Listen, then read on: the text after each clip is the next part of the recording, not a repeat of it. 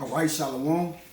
The GMS Louisiana Saints got the brother Raya, Shalom. brother Kaya, and we just was breaking bread pretty much on being on point, all right, and having your focus locked in and zoned in to serving the Lord and everything that comes around serving the Lord. So, as men of the Lord, we predicate ourselves on being king, all right, and we just gonna jump into the etymology of the word king and bring some scriptures out, surrounding it.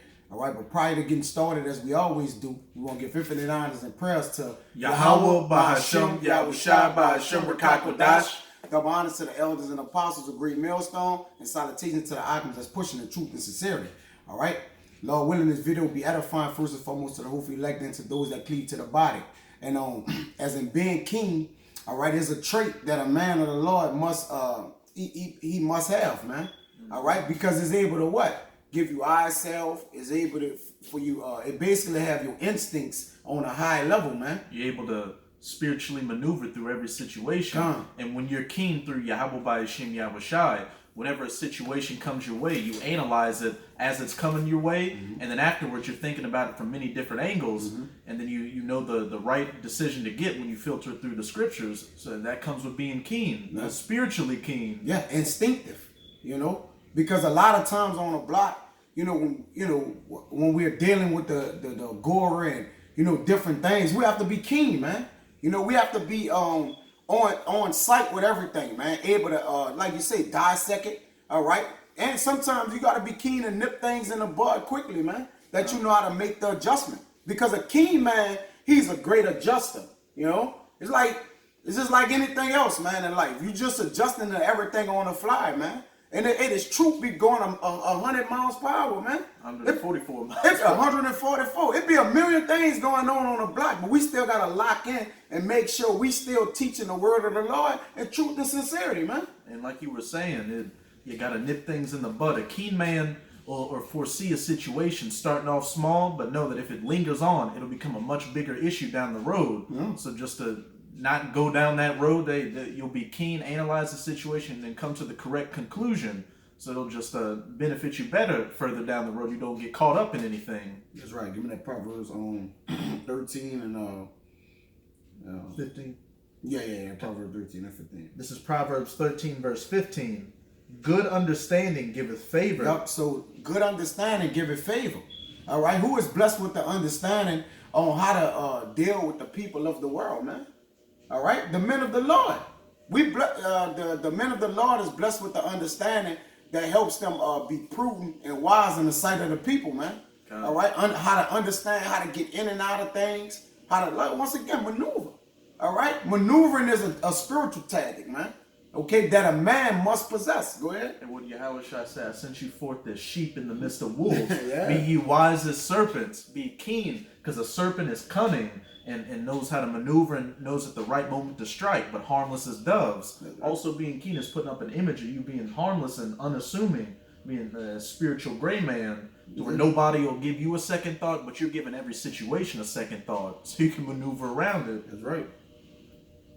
But the way of transgressors is hard. Yeah, right. When you go into that hard, is permanent, meaning the way that they going is the way that they can't get out of, man. They set in their own way. That's why I said good understanding pretty much guides your steps, man. All right, a man's eyes look towards his going, and it guides his steps, man. Being keen, the first thing you move with is your eyes, which creates the good understanding, give you the eye self, man. All right, to be able to what? To scan the good, right, and take it in, and then what? Scatter the evil with your eyes, man. Okay. You see? It says hard, mighty, rough, strength, and strong. Well, go ahead out. Verse 16. Every prudent man dealeth with knowledge. Every prudent man dealing with what? Knowledge. So when you're dealing with knowledge, man, you're in a realm of wisdom, all right? So as the knowledge being applied, you're moving it as such according to it. You're not moving off your own interpretation of things. You're not moving in a way that's detrimental to yourself, man. Go ahead. But a fool layeth open his folly. Yep, he what? A fool layeth open his folly. Yeah, he let you know that he don't deal with wisdom. He really don't. A fool really can't recognize that is before him, because he's set in his ways.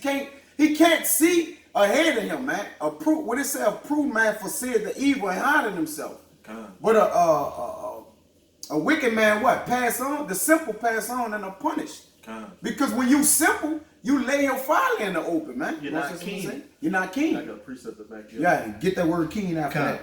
And you're not keen when you're a fool, when you're not analyzing everything. So Yep. you're just walking around out here, not taking heed to your surroundings, not taking heed to what people say to you, just being out here with your ass in the breeze, or anything can come your way, which is what it says in Proverbs 14, verse 15. The simple believeth every word.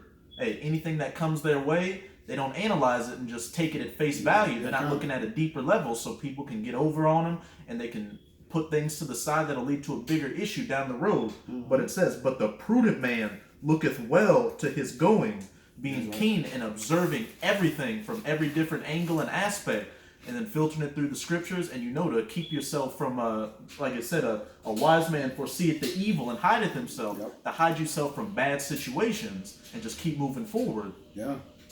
Jake got concrete shoes on, man.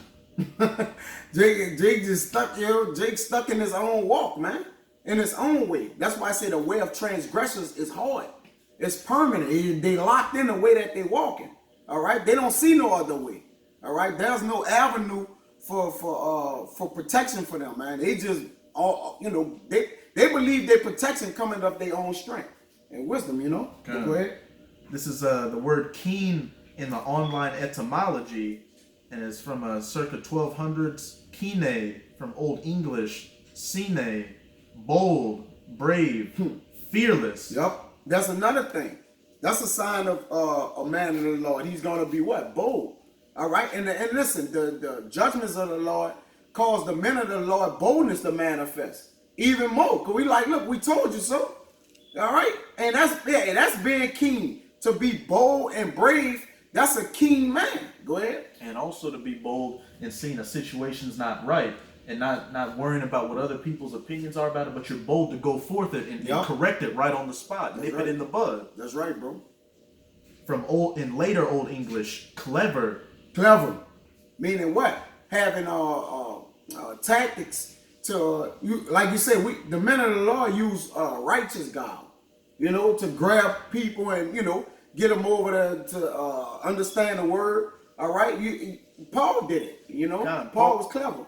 Hey, he said to every man, I am everything. Yeah. And I did it to get you into the truth. And also it says in Samuel, with the righteous I'm righteous, but with the forward I'm forward. Yep. You can analyze every situation and know how to maneuver in it and mold yourself to fit that situation so you can get out of it unscathed. Yeah. Like King David. That's right. That was a keen man. That's a keen man. Death was standing before him. So what did he do? He acted like he had a slow belly. He acted like he had Down syndrome, drool coming out of his mouth, to where they brought him before the king, and the king was like, "Why bring this fool before me? This isn't the king." Yeah, the discernment is pivotal in the truth, man. Mm-hmm. You gotta, you can't just be in la la land out there on the block, man. Even in videos, we choose our words correctly. We watch our tongue. Hey, choose the scenery. You don't want to be doing a video with the picture of Buddha in the background talking about Yahweh Hashem Yahweh. You're analyzing every single aspect of everything. Yeah, discernment is an element of being keen, man. All right, keen is a conglomerate of things, man. But the main thing is the discernment, because of that discernment. All right, and the discernment is a spiritual gift, man. You just don't wake up and get discernment, man. All right, because prior to the truth, we didn't have discernment.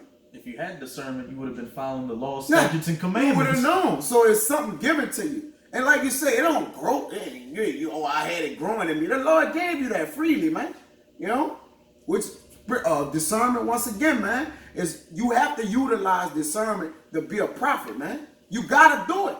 All right? You got to be able to judge, getting in and out of judgment with judging matters. And sometimes you can't be in a situation where you got a whole long time to judge. You got to be able to, think on the fly and go on the spot, man. You see? Go ahead. And what you just say, you got people growing up in the world saying, hey, I got my own discernment by life lessons I learned going through bad situations. But what the Most High say, the knowledge of this world is foolishness to the Most High. For real.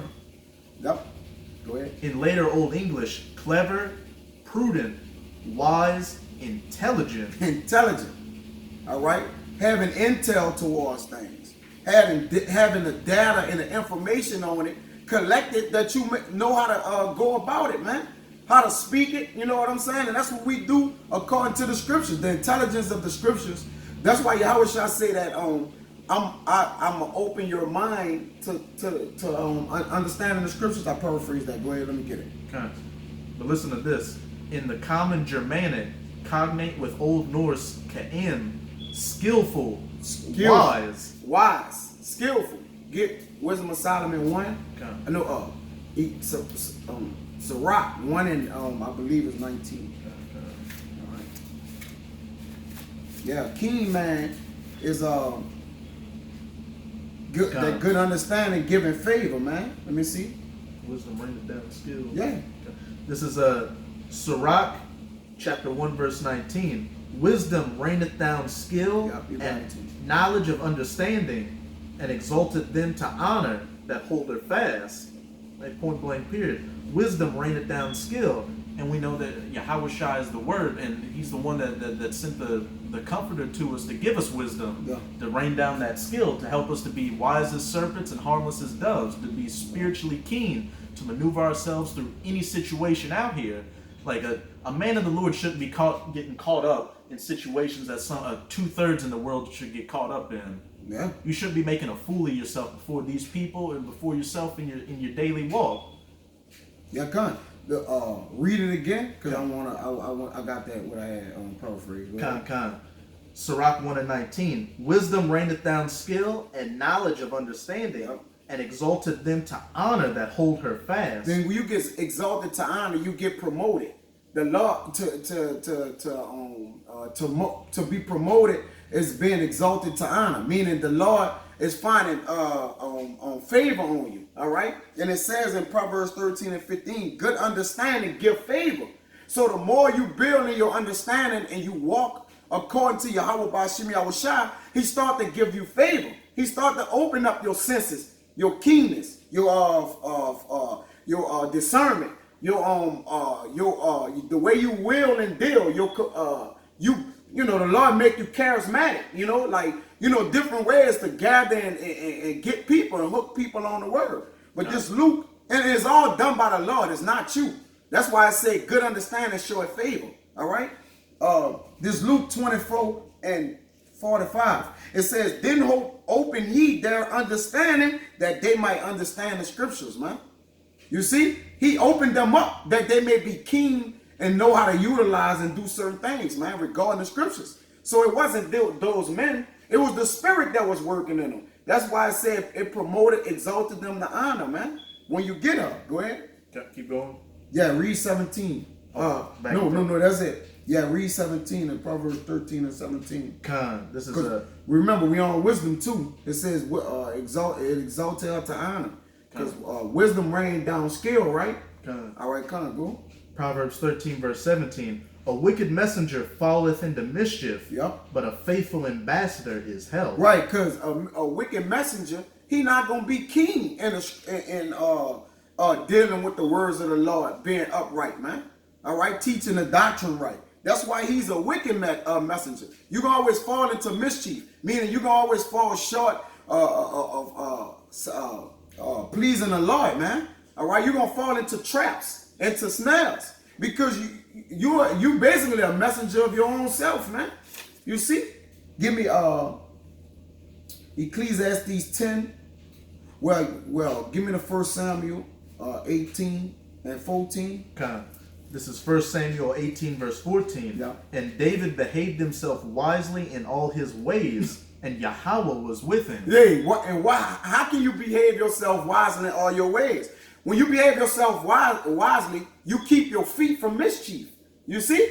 Meaning behaving yourself is his conduct, his anastrophe. That's the way he went about serving the Lord. That's everything that measures up in the way that he served the Lord. Whether it was through prayer, whether it was through preaching the word, teaching, whether it was through the scripts, law, statutes, and commandments, he did it wisely, all right, according to wisdom. Because the Lord allowed David to be skilled in wisdom. You see? That he could do what? He could be a jack of all trades, man. able to do it, man. You see? Go ahead. Verse 15.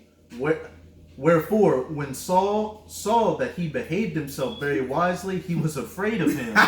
So when the men on it, like we said on the block, that dude who came and took his thing, the bald head dude or whatever, when he saw we behaved ourselves wisely, what he did? The wicked fled when no man pursued it, because we behaving ourselves wisely. We ain't out there bald head hollering out the Quran, you know, and things like that. Saying we're smart niggas. Saying we smart niggas, you know, when the Lord ain't dealing with smart. You see? So the behave yourself wisely is to walk and show thyself according to righteousness, you know, and walk in the ways of righteousness. It says, show this do it I require of thee, to show thyself. It's Micah 6:10. Well, go ahead and finish what you got. You want to read verse 16? Yes. This is 1 Samuel 18, verse 16. But all Israel and Judah loved David because he went out and came in before them. Yep. Hey, all his ways were for the benefit of the nation of Israel. He was keen to know what he had to do to be a good ruler and keep Israel afloat. Right. It says Micah 6:8. He has showed thee, O man, what is good. Now remember in Proverbs 13 and 15 it says, good understanding give it favor. So once the Lord shows us what's good, which is the word of righteousness, so we could be skilled in the word of righteousness, all right, it give us favor then. You see? It says, he has shown thee, O man, what is good, and what doeth Yahweh require of thee, but to do justly and to love mercy and to walk humbly with thy power. Now read that, what David did again. Back in 1 Samuel 18, verse 14. And David behaved himself wisely in all his ways, and Yahweh was with him. Yep. Wherefore, when he behaved himself wisely in all his ways, because he walked humbly with our power, and he did justly. David was a just man, a devout man. You see? Go ahead.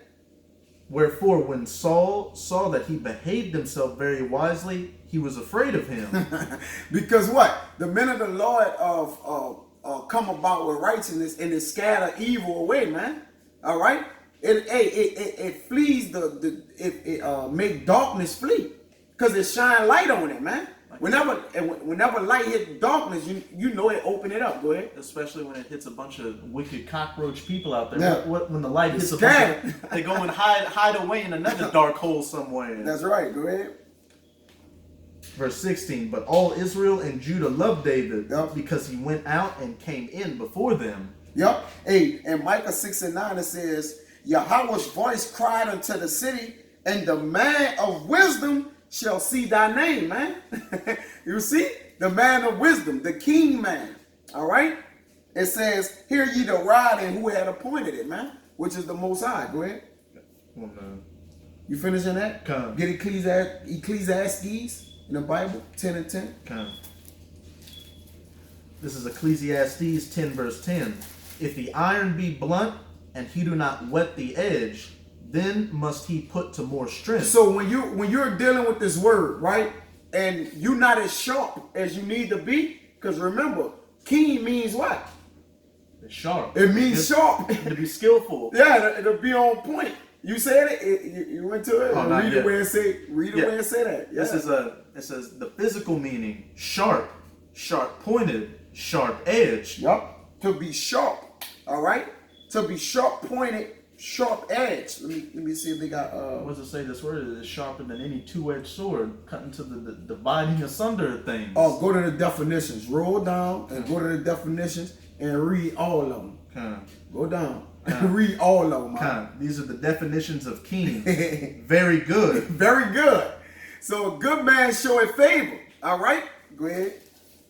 Having or demonstrating ability to recognize or draw fine distinctions. Being very detail oriented. Detail. Yeah. Decorated. Sharp. Penetrative. Piercing. The word of the Lord is piercing. Right. That's another element of keen. Go ahead. Intense or sharp. Let me get this one synonym for it real quick. Inquisitive, carefully selected, carefully sought out. Yep. Search out thoroughly. Yep. To seek. You see? to keen, having a sharp cutting edge of point. They got more?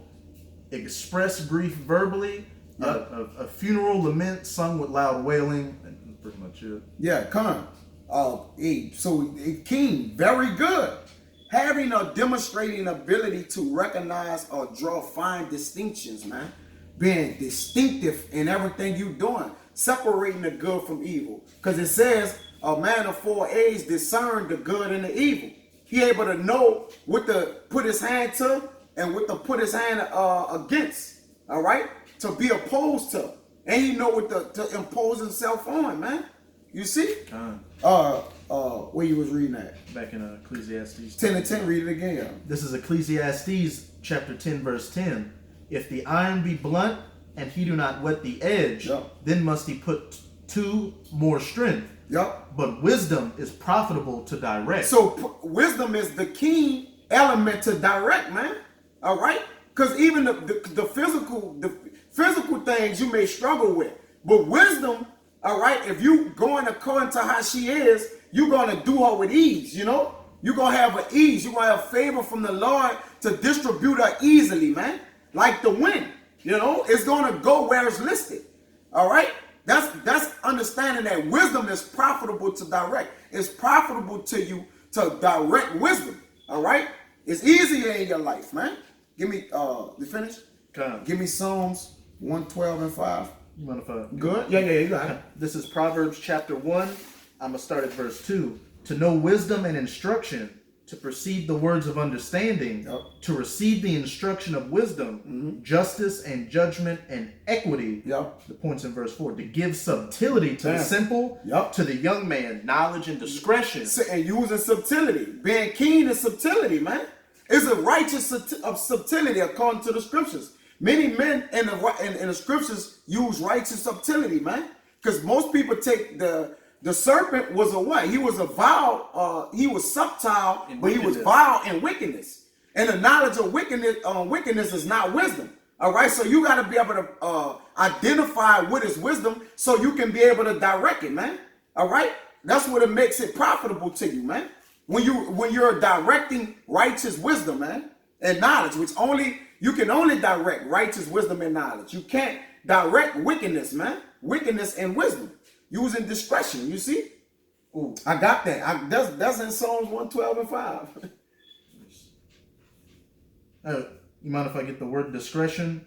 What? Where you at? And I'm going to get the dictionary definition for it, but you got it. It said in Proverbs 1 verse 4, to give subtlety to the simple, to the young man, knowledge and discretion. Knowledge and discretion, yep, go ahead. Hey, and then when you go to dictionary, the Merriam-Webster dictionary.com for the word discretion, it says the quality of having or showing discernment or good judgment. Yep. the quality of being discreet. Good judgment. Because there's a bad judgment, right? Kings have made bad judgments, you see? And what have happened? It ultimately caused them to what? Leave their throne. Some of the kings, you know, during the times of Rehoboam and Jeroboam, when all the kings, they had kings rule for 10 days and shit, man. You know, like there was, Israel was all killing each other and everything. You know what I'm talking about, right? But they made just unclean decisions, man. Making bad judgment. Go ahead. Especially cautious reserve in speech, ability to make responsible decisions. Ability to make responsible decisions. That makes you disciplined, man. All right, and the scriptures require that you be disciplined. Remember the man came out there, oh, that's responsible. But he was walking with the drum on his back. You know he said, knowledge is responsibility. Yeah, it is. It's to the highest level. But what knowledge, right? Because you can have knowledge of when you graduated college and got your master's in 8 years, you know, in biography, whatever, right? So what knowledge is this talking about? It's talking about a particular knowledge, which is this word of truth, man. Yeah. Ooh. The result of separating or distinguishing. Yup. And when you separate, you sever the good from the bad, man, which is righteous judgment. You see? Responsible decisions. You know, separate the good from the bad, and you're keen and observant and watching over every way. Hey, the prudent man foreseeth his way. He foreseeth his way. But the simple believeth on every word. And just pass on, and he punished for that. So not being king, you're gonna be punished for not being king, according to the scriptures. You see? Give me Psalms 112 and 5. Come. Cause remember, king, it said in king what? Very good, right? Come. Yeah. And the Lord said, good understanding, give it favor to men. Go ahead. This is Psalms 112, verse 5. A good man sheweth favor and lendeth. Yep. He will guide his affairs with discretion. Right. With discretion. You might have to get that word discretion in either in the either the blue letter or whatever. Either in one of them in that Proverbs or that. It may be the same word. But I'm going to read it again. A good man showeth favor and lendeth. And when a man show favor and lendeth, it ain't just talking about, oh, he give a man a shirt. Wisdom is profitable direct. So he direct wisdom to people. You see? That's what he's lending. He's lending life to people. He lending what? Longevity. He lending righteousness unto people, man. You see? That they may what? Live. Right? Go ahead. This is that word discretion in the Strong's. It's Strong's H4941. Strong's H4941. Mishpat. Mishpat. Judgment. Justice. Ordinance. Act of deciding a case. Place. Court. Seat of judgment. The seat of judgment. All right? Being what? Prudent in the way that you direct your affairs, man. The affairs according to Yahweh Bashim Yahweh Shah, man. All right? No, not in the world. Go ahead. Case, cause, or process, procedure, litigation before judges. Case, cause, presented for judgment. Sentence, decision of judgment. Decision of judgment. So when a man using discretion, he's watching his decision he's making with judgment according to the way he's willing and dealing in the word of the Lord, man. Go ahead. Oh, and I also got an online etymology too. Execution of judgment. Execution, man. All right, the way you carry it out, right? Go ahead. Proper fitting, measure, fitness, custom, manner, plan. Right. Manner goes into a man's disposition as well. The way he goes about things, man. That's his manner of life. Go ahead. This is the word discretion in the online etymology. Ability to perceive and understand. Yep. Moral discernment. Yep. Ability to distinguish right from wrong. Yep. Prudence. Sagacity Yep. regarding one's conduct. Yep. Discretion, and directly from medieval Latin discretionum, discernment. Yep. Power to make distinctions. Separation, distinction. To separate, distinguish. Yeah. Meaning you separate those things which is not profitable unto people in the world and even unto yourself. Because we deal with discretion between our flesh and spirit every day. Okay. Right? That's the ultimate battle. The battles, listen, my enemy is my enemy. You know, like your first line that you have to correct is yourself, Jay. All right? Before you can start to correct and direct others, man. You can't do that, man. So you have to be keen in that, man. Having the ability to recognize things, man. You see? You mind if I get this word of sagacity and discretion? Yo, come on, go ahead. It said again in discretion on the online etymology, prudence, sagacity regarding one's conduct. And when you go to the definition for sagacious, it says having or showing keen mental discernment and good judgment, shrewd.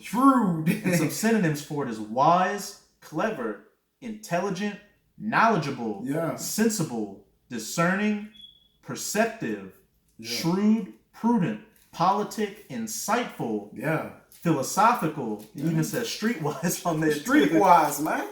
Deep. All right. Profound. Deep. And profound, you know. Hey, those are all characteristics and traits of being king, man. You know? And hey, that's pretty much all I had, you know, so you know, hey man, hey, Lord willing, that was, you know, matter of fact, get Titus 1:9 Okay.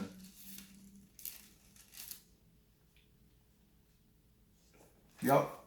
This is another scripture, all right, that represents king, man. Being king. Go ahead. This is Titus 1 verse 9. holding fast the faithful word as he hath been taught, that he may be able by sound doctrine both to exhort and to convince the gainsayers. Right, and what we do it with all those definitions of the word, that's how we do it, man. All right, through the spirit of Yahweh Ba'ashem Yahushua, man, holding fast the faithful word as has been taught. All right, being keen, being sharp, on point. All right, able to identify things. All right, inspect things, investigate things. All right, to where it's neat, it's useful to the body of Yahweh Ba'ashem Yahushua and to those that's gonna cleave to it, man. But at the end of the day, we have to even be keen with people who it's not gonna cleave to the body, man. Because we gotta know how to maneuver around them, that we may be able to constantly and continuously please the Lord.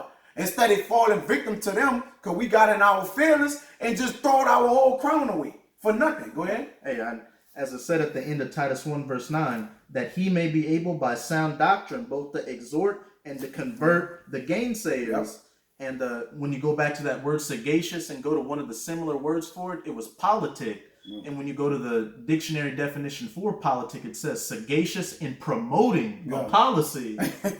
Sagacious in promoting a policy. And this policy is this truth, man. Converting the gainsayers. Converting the gainsayers. All right? A wise man winning souls. That means he's being keen, man. And to win souls is to get a man to follow behind Yahweh Ba'ashem Yahushua. That ain't actually to save his soul, because we know who's going to save the souls. That's the Lord. That's on him. But it's our duty as prophets and men of the Lord to what? Hook those men that they may follow righteousness. You see? Okay. So with that, man, Lord willing, it was edifying, of course, to the hopeful elect and then to those that cleave to the body. But with that, man, we won't give infinite honors and prayers to Yahweh Ba'ashem Yahushua Ba'ashem Rekakodash. Double honors to the elders and apostles of Great Millstone, and salutation to the Agam that's pushing the truth and sincerity. So next time, we're going to say Shalom. Shalom.